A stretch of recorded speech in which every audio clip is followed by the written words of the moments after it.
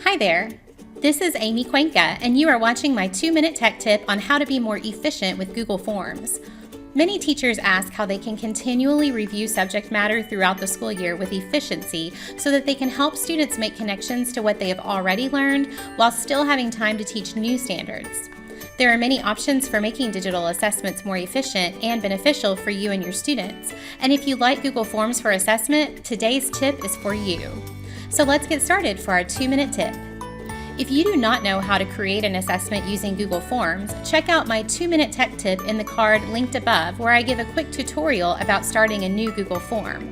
Google Forms is a favorite G Suite tool for many teachers because it allows the ability to provide students with immediate feedback, which then creates opportunities for inquiry-based learning based on those results.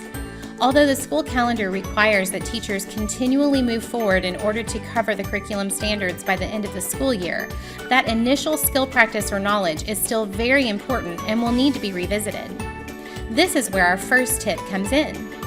Instead of retyping or rewriting review questions from past units, when you want to reuse a question from another assessment, you can copy directly from Google Forms by clicking on the Import button on the right side of the form. From here, a pop-up window will appear that shows your previous forms, and you can choose the one with the questions you want to import. You can share the assessment with your students in a variety of ways, including through Google Classroom or by sharing a direct link. If you want to link your Google form into a page on your website, it actually embeds with a transparent background.